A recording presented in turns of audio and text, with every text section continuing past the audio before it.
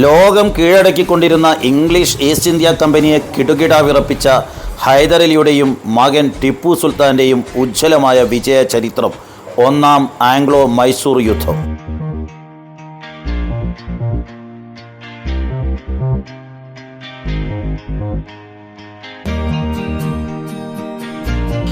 മൈസൂർ ഭരണാധികാരി ഹൈദരലിയുടെ സമർത്ഥമായ യുദ്ധതന്ത്രങ്ങളാണ് ഒന്നാം ആംഗ്ലോ മൈസൂർ യുദ്ധത്തിൽ കാണാൻ സാധിച്ചത്.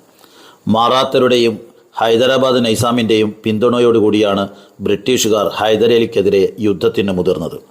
മികച്ച യുദ്ധതന്ത്രജ്ഞനായ ഹൈദരലി 1767 ജൂൺ മാസം 11 മഹ്ഫൂസ് ഖാൻ, അലി റസ ഖാൻ എന്നിവരോടൊപ്പം തൻ്റെ മകനായ 16 വയസ്സുകാരനായ ടിപ്പു സുൽത്താനെ സമാധാന കരാർ ഉണ്ടാക്കാൻ ഹൈദരാബാദ് നൈസാമിനടുത്തേക്ക് അയച്ചു. നൈസാമിന് സമ്മാനിക്കാനായി 5 ആനകൾ, 10 സുന്ദരൻ കുതിരകൾ, പണം, ആഭരണങ്ങൾ എന്നിവയും കൊടുത്തയച്ചിരുന്നു. സന്തുഷ്ടനായ നൈസാം ടിപ്പുവിനെ ഹൃദ്യമായി സ്വീകരിച്ചു. അദ്ദേഹത്തെ നജീബ് ദൗള അഥവാ രാജ്യത്തിൻ്റെ ഭാഗ്യമെന്നാണ് നൈസാം സംബോധന ചെയ്തത്. ടിപ്പു സുൽത്താൻ്റെ പെരുമാറ്റത്തിൽ അതീവ സന്തുഷ്ടനായ നൈസാം അദ്ദേഹത്തിന് ധാരാളം സമ്മാനങ്ങൾ തിരിച്ചു നൽകി. നൈസാം യുദ്ധത്തിൽ ബ്രിട്ടീഷുകാരെ പിന്തുണയ്ക്കാനുള്ള തീരുമാനത്തിൽ നിന്ന് പിന്മാറുകയും മൈസൂരിനെ പിന്തുണയ്ക്കുമെന്ന് പ്രഖ്യാപിക്കുകയും ചെയ്തു. മൈസൂരിൽ തിരിച്ചെത്തിയ ടിപ്പു സുൽത്താനെ ഹൈദരലി ബ്രിട്ടീഷുകാരുമായി യുദ്ധം ചെയ്യാൻ മദ്രാസ് ഭാഗത്തേക്ക് നീങ്ങാൻ നിർദ്ദേശിച്ചു. മദ്രാസിലേക്കുള്ള വഴികൾ ഒന്നൊന്നായി ടിപ്പുവിന് വേണ്ടി തുറന്നു കൊടുക്കപ്പെട്ടു. കേവലം 17 വയസ്സ് മാത്രം പ്രായമുള്ള ടിപ്പു സുൽത്താൻ തൻ്റെ സൈന്യവുമായി ബ്രിട്ടീഷുകാരെ നിലംപരിശാക്കി മദ്രാസിനെ ലക്ഷ്യം വെച്ച് മുന്നോട്ട് നീങ്ങിക്കൊണ്ടിരുന്നു.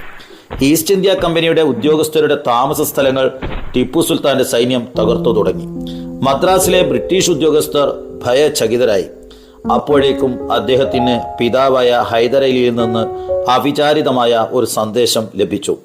തിരുവണ്ണാമലയിൽ വെച്ച് കേണൽ സ്മിത്തിന്റെ നേതൃത്വത്തിലുള്ള ബ്രിട്ടീഷ് സേനയോട് പരാജയപ്പെട്ട ഹൈദരലി മകനോട് സഹായം അഭ്യർത്ഥിച്ചു. ടിപ്പു സുൽത്താൻ യുദ്ധം തുടർന്നിരുന്നുവെങ്കിൽ മദ്രാസിലേക്ക് കടന്നു കയറാമായിരുന്നിട്ടും പിതാവിനെ സഹായിക്കാനായി യുദ്ധം നിർത്തിവെച്ച് തിരുവണ്ണാമലയിലേക്ക് തിരിച്ചുപോയി. മദ്രാസിൽ നിന്ന് യുദ്ധത്തിൽ വിജയശ്രീലാളിതനായി തിരിച്ചുവരുന്ന മകൻ ടിപ്പു സുൽത്താനെ പരാജയപ്പെട്ടു നിൽക്കുന്ന പിതാവ് കെട്ടിപ്പിടിച്ച് ആനന്ദാശ്രുക്കൾ പൊഴിച്ച് സ്വീകരിച്ചു. തിരുവണ്ണാമലയിലെ പരാജയം ഹൈദരലിയെ തളർത്തിയില്ല. അദ്ദേഹം ബ്രിട്ടീഷുകാരെ പരാജയപ്പെടുത്താനുള്ള തന്ത്രങ്ങൾ മെനഞ്ഞുകൊണ്ടിരുന്നു. നവംബർ മാസത്തിൽ ഹൈദരലി തിരുപ്പത്തൂരും വാണിയമ്പാടിയും വീണ്ടും ആക്രമിച്ചു. മകൻ ടിപ്പു സുൽത്താനും പിതാവിനെ അനുഗമിച്ചു. ക്യാപ്റ്റൻ കൾവർട്ടിന്റെയും കേണൽ സ്മിത്തിന്റെയും ശക്തമായ പ്രതിരോധത്തിൽ ഹൈദരലിക്ക് മുന്നേറാൻ കഴിഞ്ഞില്ല. ഇംഗ്ലീഷ് സേനയുടെ ആക്രമണത്തിൽ ഹൈദരാലി സമർത്ഥമായി കാവേരി പട്ടണത്തേക്ക് പിന്മാറി. ഇതിനിടെയാണ് ബ്രിട്ടീഷുകാർ 1768 മാർച്ച് 1 മംഗലാപുരം പിടിച്ച വിവരം പുറത്തുവരുന്നത്. വിവരമറിഞ്ഞ ഉടനെ ടിപ്പു സുൽത്താൻ 1000 കുതിരകളും 3000 കാലാൾപ്പടയുമായി മംഗലാപുരത്തേക്ക് കുതിച്ചു.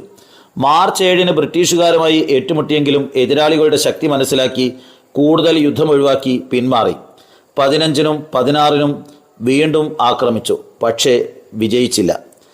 പക്ഷേ മൈസൂർ കടുവ പുറകോട്ട് പതുങ്ങിയത് കൂടുതൽ ദൂരത്തേക്ക് ചാടാൻ ശക്തി സംഭരിക്കാനായിരുന്നു. മെയ് 2 ടിപ്പു സുൽത്താന്റെ നേതൃത്വത്തിൽ മൈസൂർ സേന നടത്തിയ അതിശക്തമായ ആക്രമണത്തിൽ മംഗലാപുരം പട്ടണം പൂർണ്ണമായും പിടിച്ചെടുത്തു.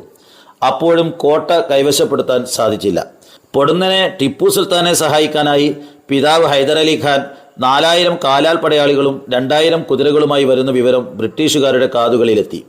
വിവരമറിഞ്ഞ് ഭയചകിതരായ ബ്രിട്ടീഷുകാർ പരിക്കേറ്റ് കിടക്കുന്ന സഹപ്രവർത്തകരെ കോട്ടയിൽ ഉപേക്ഷിച്ച് കിട്ടിയതും പെറുക്കിയെടുത്ത് ഓടി രക്ഷപ്പെട്ടു. എണ്ണം കൊണ്ട് ഹൈദരലിയുടെ മൈസൂർ സൈന്യത്തെക്കാൾ ആയിരക്കണക്കിന് സൈനികരും ആയുധങ്ങളും കുതിരകളും കൂടുതലായി ഉണ്ടായിരുന്നത് ബ്രിട്ടീഷുകാർക്കായിരുന്നു. പക്ഷേ ധൈര്യം ചോർന്നതോടെ എല്ലാം ഉപേക്ഷിച്ച് ഓടി. ഓടുന്ന വഴിക്ക് വെള്ളക്കാർ മംഗലാപുരം പട്ടണത്തിന് തീയിട്ടു.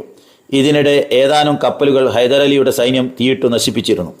അവശേഷിക്കുന്ന കപ്പലുകളിൽ കയറി ബ്രിട്ടീഷ് സേന ബോംബെയിലേക്ക് കടൽ മാർഗം ഒരുവിധം രക്ഷപ്പെട്ടു. അതോടെ മംഗലാപുരം സമ്പൂർണ്ണമായി മൈസൂരിന് കീഴടങ്ങി. 1769 മാർച്ച് മാസത്തിൽ ഹൈദരലിയുടെ മൈസൂർ സൈന്യം മദ്രാസിന്റെ 5 കിലോമീറ്റർ അടുത്തെത്തി. ബ്രിട്ടീഷുകാരെ സംബന്ധിച്ചിടത്തോളം ഇത് തികച്ചും അപ്രതീക്ഷിതമായിരുന്നു. ബ്രിട്ടീഷുകാർ സമാധാനത്തിനായി ഹൈദരലിയുടെ കാല് പിടിച്ചു. കരാറിലൂടെ ബ്രിട്ടീഷുകാരെ അപമാനിക്കാമായിരുന്നിട്ടും ഹൈദരാലി മാന്യമായ കരാറാണ് ഒപ്പിട്ടത്. പക്ഷേ ഈസ്റ്റ് ഇന്ത്യ കമ്പനിയുടെ ഉന്നത ഉദ്യോഗസ്ഥരുമായി മാത്രമേ കരാർ ഒപ്പിടൂ എന്ന ഹൈദരലിയുടെ നിർദ്ദേശം കമ്പനി അംഗീകരിച്ചു. ഒന്നാം ആംഗ്ലോ മൈസൂർ യുദ്ധത്തിനെ വേറിട്ടതാക്കിയത് ടിപ്പു സുൽത്താന്റെ ധീരതയാണ്. ആർത്തലച്ചു വരുന്ന എതിരാളികളെ ഒട്ടും ഭയമില്ലാതെ പ്രതിരോധിക്കുകയും തിരിച്ച് ആക്രമിക്കുകയും ചെയ്ത ടിപ്പു സുൽത്താൻ എന്ന 17കാരനെ ലോകം ശ്രദ്ധിക്കാൻ തുടങ്ങി.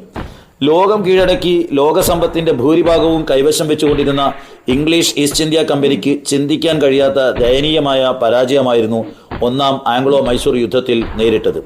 ഈസ്റ്റ് ഇന്ത്യ കമ്പനിയുടെ സൈന്യത്തെക്കാൾ ആയുധത്തിലും എണ്ണത്തിലും കുറവായ മൈസൂരിനോടാണ് ഈസ്റ്റ് ഇന്ത്യ കമ്പനി ദയനീയമായി പരാജയപ്പെട്ടത്. ഇത് ലോകം മുഴുവൻ ചർച്ച ചെയ്യപ്പെടുകയും കമ്പനിയുടെ ആത്മാഭിമാനത്തിന് ക്ഷതമേൽക്കുകയും ചെയ്തു.